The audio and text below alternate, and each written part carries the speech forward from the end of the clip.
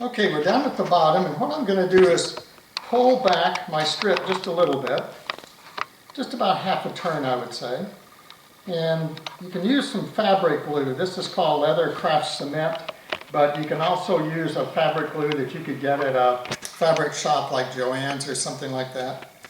And you just put a little bit of it's a white glue. You put a little bit of it on there, like that. Now I'm illustrating this instead of doing a tack at the bottom. You could do a tack at the bottom if you wanted to, but I think it's a little easier to use the glue like this, and it works really well.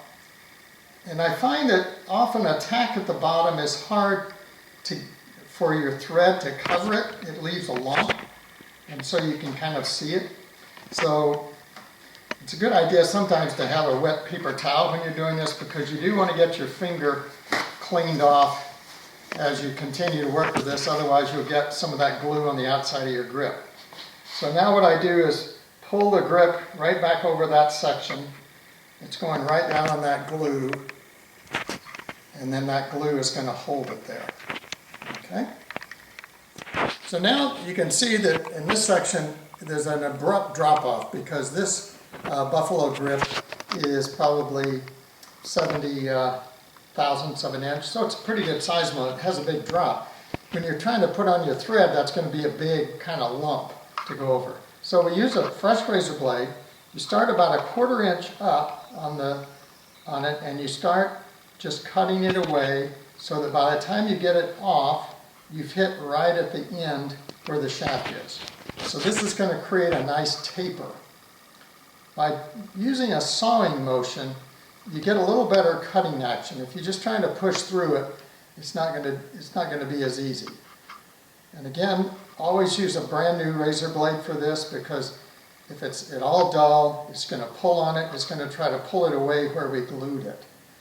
And you can always go back and just, if you've got a little ridge between two cuts, you can go back and just trim that off a little bit. So our goal is to have it meet, come right down and meet with that edge. The trickiest part is when you get to where the tip is really small. There's a tendency, if you're pushing on that, to kind of make the glue come undone. And so what I do is come from the opposite side and kind of get my sawing motion going across that, past that tip into the area just behind it. So sometimes you have to do that a couple of times to get that just right. At the very end, when you're shaving like this, you kind of have to go down and cut against the wood a little bit of the shaft. That kind of gets that last little tidbit off of that. So now what we've got is a nice tapered area. So whereas before it was straight and cut off, now it tapers down, and it's about a 1/4 to a 1/2 inch to get that taper. Need to take a little more off of this section here, right where that tip is. Now again, you can put a tack in there, but my experience is once you put a tack in there, it's going to make a lump, and when you're coming over it with the thread, it's going to poke out. So this makes it a little easier, and it's not at all hard to remove this. That amount of glue is easy to release and get rid of when you do a re-gripping, when you go back and do this again. We like the friction tape because it's easy to peel the grip off, it's easy to put a new one back on. So it makes for less maintenance.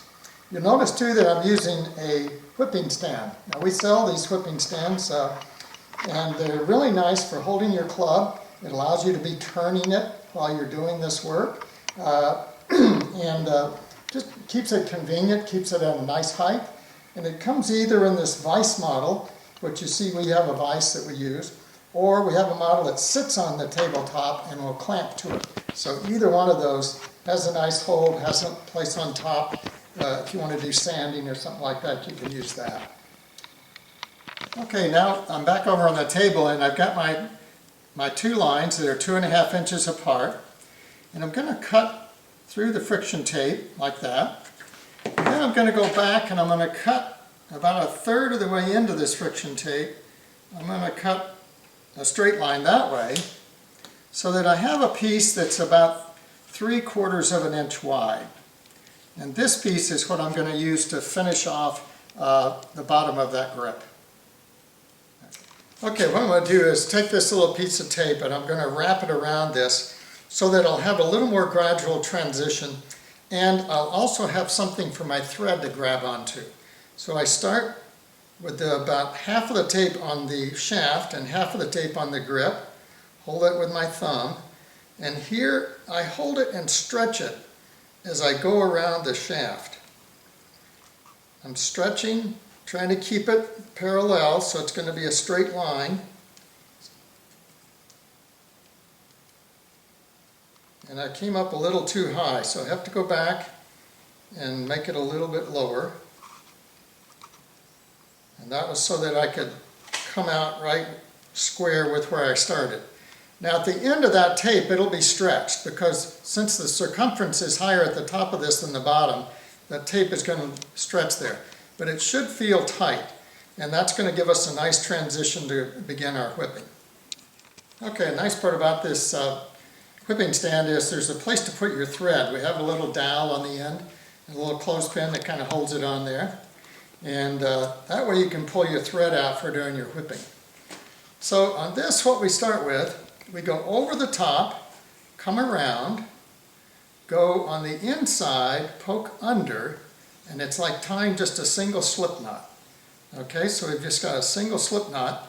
You want to make sure that it's not over that friction tape. A little piece of it here got over, so I'm going to bring it back down so it's just before that friction tape, just butt it up right against the edge. So then you pull it tight and then press the end of it up towards the top of the shaft. Now this is a crucial point. You want to wrap it over that first line so that you're going to be able to gradually go up the shaft. So you can see I'm holding it tight with my right hand. My left hand is twisting the shaft. This is another reason the whipping stand works really well, is it helps you to hold this right where you need it and right where you can see it. It also goes without saying that it's good to have a nice bright light in your shop when you're doing this. Now I'm using a rust-colored thread over this burgundy grip, and that gives me a little contrast so I can see it nicely. The toughest one is a black grip with black thread. That's always the toughest, even though it's the more traditional look. Here we're using two colors on this part. Okay, so